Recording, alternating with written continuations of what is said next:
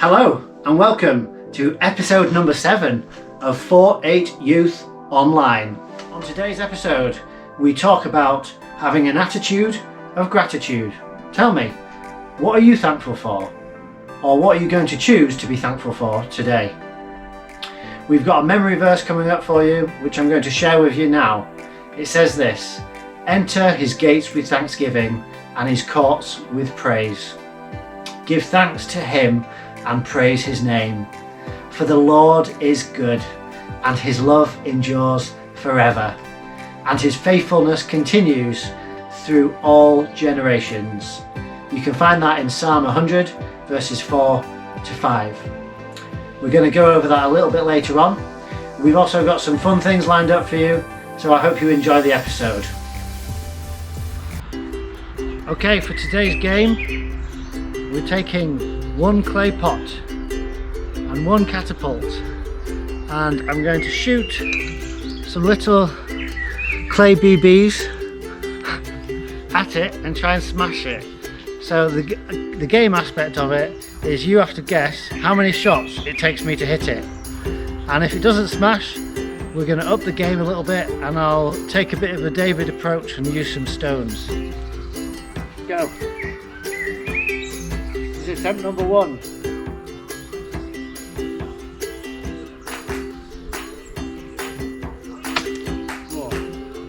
Miss. Attempt number 2.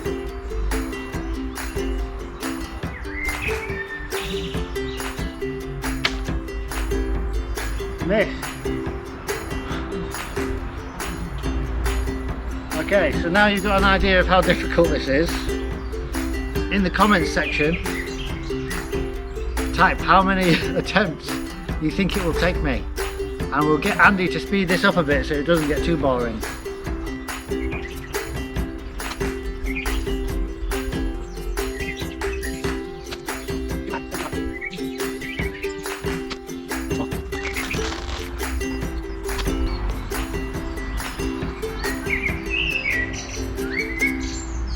I've lost track of how many I've shot.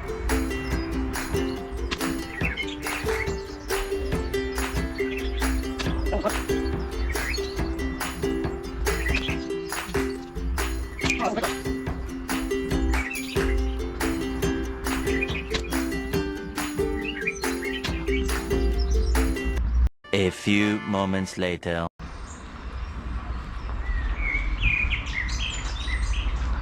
Okay, we're going to move on to stones now. Come on.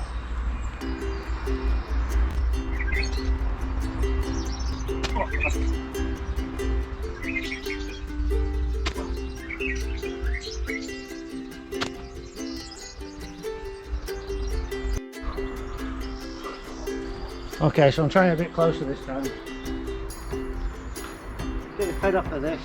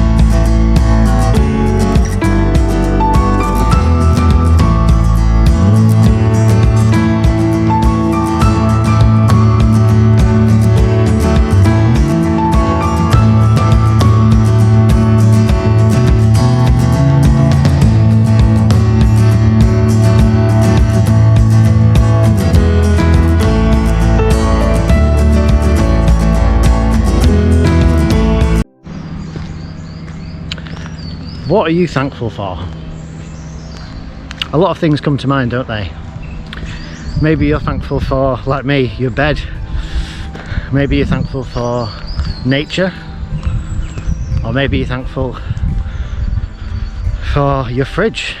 Do you know some people don't have a fridge? Or maybe you're thankful for the NHS. Last night I've never heard such noise on my street, and it was beautiful because actually that was the noise of gratitude. I'm sure some people were out there for the wrong reasons, just to have fun, but for a lot of people I know they were out there because they wanted to say a genuine thank you to people who are out there making a sacrifice for our health.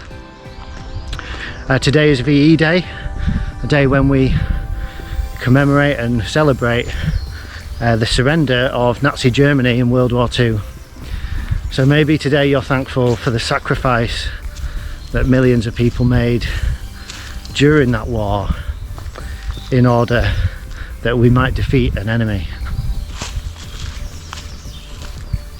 And we see gratitude all the way through the Bible. In the Old Testament, the Israelites would make thank offerings to God. When Jesus fed the 4,000, he took the bread and the fish and he gave thanks to God for it. And recently I've been reading the book of Colossians, and in that book Paul talks about giving thanks 7 times. And I just want to read a couple of those verses. It's only 4 chapters long, and 7 times he mentions giving thanks. In chapter 4 verse 2 he says, continue praying, keeping alert, and always thanking God. And in chapter 2 verses 6 to 7 it says, continue to live your lives in him, rooted and built up in him, strengthened in the faith as you were taught, and overflowing with thankfulness. The heart of a Christian is a heart of gratitude. That's what the Bible tells us. I don't know if you've learnt much about VE Day, but it was a pretty big day of celebration in England. I mean, I wasn't there, but I have read about it. And actually I want to read you something which I think captures something of what happened that day, the 8th of May 1945. It's actually from the BBC website. It says this: huge crowds with lots of people dressed in red, white and blue gathered outside Buckingham Palace in London. They cheered as King George VI and his family, including Princess Elizabeth, who's the current Queen, and Princess Margaret, came out onto the balcony to greet everybody. Princess Elizabeth and her sister were actually allowed to leave the palace and celebrate with crowds outside, although they had to do it secretly. The future Queen described it like this. She said, "It was one of the most memorable nights of my life." It goes on to say this is on the BBC website. It says, many people also attended church services to thank God for the victory. London's St Paul's Cathedral held 10 services, which were attended by thousands of people. I mean, the war had not quite ended. There was still fighting going on. Japan had not yet surrendered, but the people celebrated and the people gave thanks to God. And there's something about that really resonates with me, because Jesus has won the victory, hasn't he? Jesus has defeated the enemy. He's defeated sin, he's defeated death, he's defeated the devil. On the cross he did that. But it's like we're living between VE Day and the end of the war officially, isn't it? Because I heard this on the Alpha course. Because although Jesus has won the victory, the world is still affected by sin, still affected by death, still affected by the devil. And one day we will see complete perfection, won't we? When we get to heaven and we see Jesus in all his glory, and there'll be no more sadness, no more tears, no more pain, no more sickness, no more coronavirus. But I really believe that God is saying to us today that we should celebrate. We should still give thanks to God because he has already won the victory. A bit warm now from all this walking. So I've mentioned how many times Paul mentions giving thanks in Colossians, 7 times. But that's actually not the main message of the book. Yeah, it is a point that he repeats because it's important, but the main message is actually the reason we give thanks, which I've already kind of spoken about. That is Jesus. Let me read chapter 1, verse 15 to 23 to you. It says this, it's awesome scripture. The Son is the image of the invisible God, the firstborn over all creation. For in him all things were created, things in heaven and on earth, visible and invisible, whether thrones or powers or rulers or authorities. All things have been created through him and for him. He is before all things, and in him all things hold together. And he is the head of the body, the church. He is the beginning and the firstborn from among the dead, so that in everything he might have the supremacy. For God was pleased to have all his fullness dwell in him, and through him to reconcile to himself all things. So reconcile basically means be reunited with or make friends with again. It goes on to say whether things on earth or things in heaven, by making peace through his blood shed on the cross. Once you were separated from God and were enemies in your minds because of your evil behaviour. But now he has reconciled you by Christ's physical body through death to present you holy in his sight, without blemish and free from accusation, if you continue in your faith, established and firm, and do not move from the hope held out in the gospel. And there at the end of that short passage that I've read, we hear what we receive as a result of what Jesus has done. We receive complete forgiveness. We are presented without blemish. That means we are completely clean. And it reminds me of one of my favourite verses, Romans 8 verse 1, and it says this: there is therefore now no condemnation for those who are in Christ. And these two scriptures tell us that actually, even though we've messed up, and even though we've broken God's law, even though we've upset him, even though we've hurt other people, even though we know we've done things that we shouldn't have done, actually when Jesus looks at us, when God looks at us, we are completely clean, completely forgiven. And because of that, we're free. We no longer need to feel shame or guilt or anguish because of the things we've done in the past. But when we go to bed at night, we can rest well, knowing that actually we are forgiven. So Paul's not telling us to be thankful because of our food, because of the NHS, because we've got a fridge, although all those things we should be grateful for. But he's telling us to be thankful because of Jesus. He uses this word preeminent in another version. In this one, I think he says supremacy.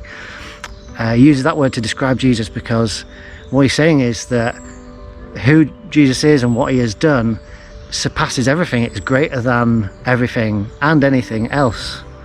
Jesus is the best thing in the universe, effectively. So this passage is not necessarily just about being thankful, it's about Jesus and who he is and what he's done. I just want to go on to say that it's believed that Paul wrote the book of Colossians whilst he was in prison. He wrote these incredible things whilst he was probably in a cold cell at night, possibly a boiling hot cell during the day, no air conditioning, in chains, couldn't even go out for exercise once a day like we can. He was completely locked down. And what did he do in that situation? He fixed his eyes on Jesus and he had a heart of gratitude. And so I want to encourage you guys to have a heart of gratitude for the things you're blessed with, but also for Jesus and who he is, what he's done. St. John of Avila wrote this: one act of thanksgiving when things go wrong with us is worth 1,000 thanks when things are agreeable to our inclination, when things go our way. Being grateful and choosing to thank God in the hard times is actually incredibly powerful. So let me encourage you today to be thankful. As I've already said, be thankful for the things you've been blessed with, and even when things are difficult, painful, uncomfortable, thank God for who he is. Enter his courts with thanksgiving. Sorry, I've said that wrong, haven't I, already? Enter his gates with thanksgiving and his courts with praise. Give thanks to him and praise his name, for the Lord is good and his love endures forever. His faithfulness continues throughout all generations.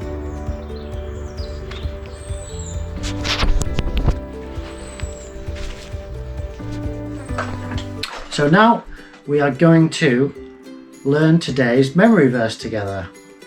Now this method that I'm going to use, many of you will have seen it already. So for you guys, hopefully this is just a reminder and an encouragement to keep using it. For those of you who haven't seen this method before, I can guarantee you'll be amazed at how easy it is to learn something using this method. I have no idea how it works. All I know is that it does work. So I've already got them written out here, the verses that we're going to learn today. So it's Psalm 100 verses 4 to 5. What I'd recommend, write it out yourself, read it through a few times so you get used to the sound of it. Enter his gates with thanksgiving and his courts with praise. Give thanks to him and praise his name. For the Lord is good and his love endures forever. His faithfulness continues through all generations. Psalm 100 verses 4 and 5. Once you've done that, what you're going to do is you're simply going to take the first letter of every word and you are going to write it in a line. So it's simply the first letter. So enter his gates will be E for enter, H for his, and G for gates. And just work your way through like that.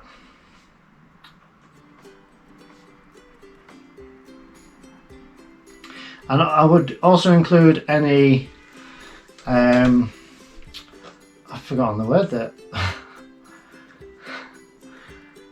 Any,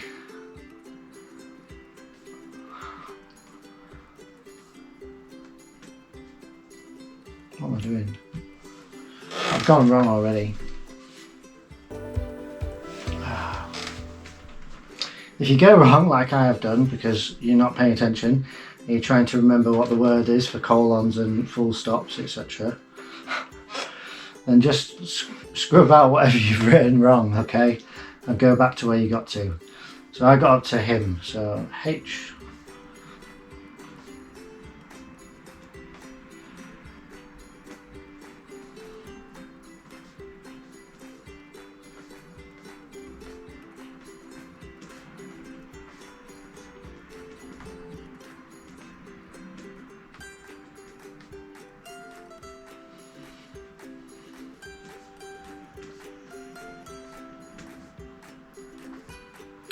And then for the numbers, I just tend to put them in. It's helpful to have them there.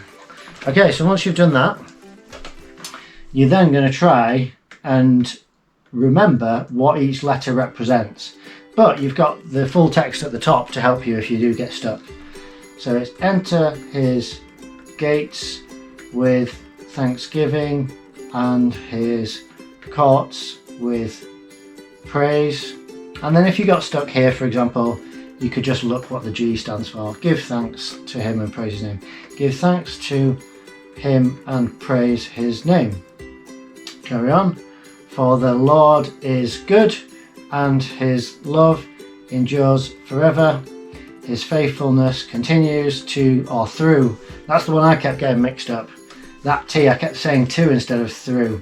So it's through all generations. Psalm 100 verses 4 to 5. And it might take you a few attempts going back to the original, but stick with it because it's surprising how easily these letters spark the memory of the word that you've read. So stick with it, keep going. If you're struggling, read that again a few times and then try again. Obviously there might be people that this doesn't work for. That's okay if it doesn't work for you. But let me encourage you to try it and stick with it because I know for the majority of people that I've come across, We've done it at Funksaw Brothers and it works really well. So yeah. And then once you think you're comfortable with it, cover it over and then just read it. Enter his gates with thanksgiving and his courts with praise. Give thanks to him and praise his name. For the Lord is good and his love endures forever. His faithfulness continues through all generations. Psalm 100 verse 4 to 5. Then once you've done that, you can either start removing letters, so you can write out every other letter, or you can just cover it all up and try and remember it. Enter his gates with thanksgiving and his courts with praise. Give thanks to him and praise his name. For the Lord is good and his love endures forever. His faithfulness continues through all generations. Psalm 100 verses 4 and 5. And if you do get stuck, or if you don't like using pen and paper, there's also an app called the Bible Memory app, I believe it's called. If it's not, we'll put some text on the screen. And that does exactly the same thing. It gives you the first letter and you basically have to type the first letter of each letter. It works slightly different actually. Can you tell that I'm tired? It's Thursday today. It's been a long week. My first week back from furlough, but I'm glad to be back. Hope this encourages you and hope you learn some Bible through it. The Bible is so powerful, and when you can just bring it to mind whenever you want, it means you can stand upon truth in difficult times when you're struggling. And I'm going to stand upon this when I'm feeling ungrateful, when I'm feeling miserable. I'm going to declare that I'm going to give thanks to the Lord, for his love endures forever. So yeah, hope this is beneficial for all of you there. Take care.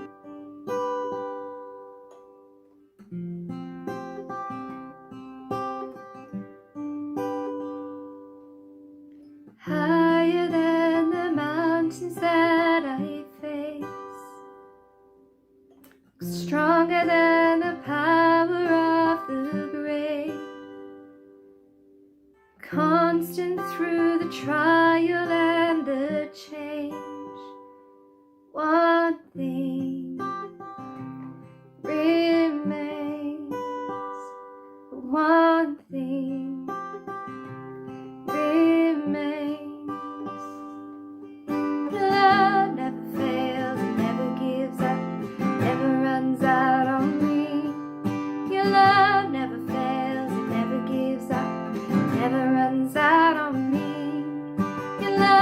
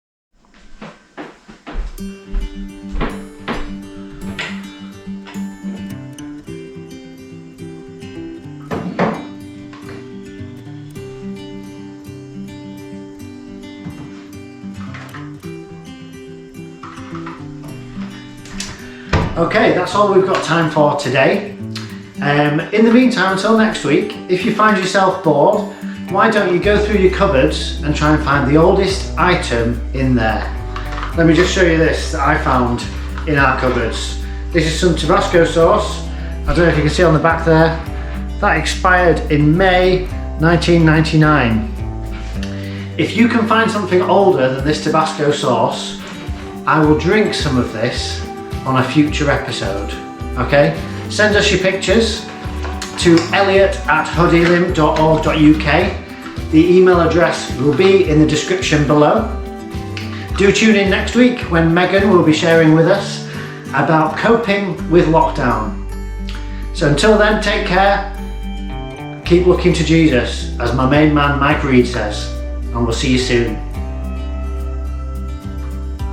Bye. No, seriously. Time for you to close this, close the internet, go to bed. Oh, you're joking me.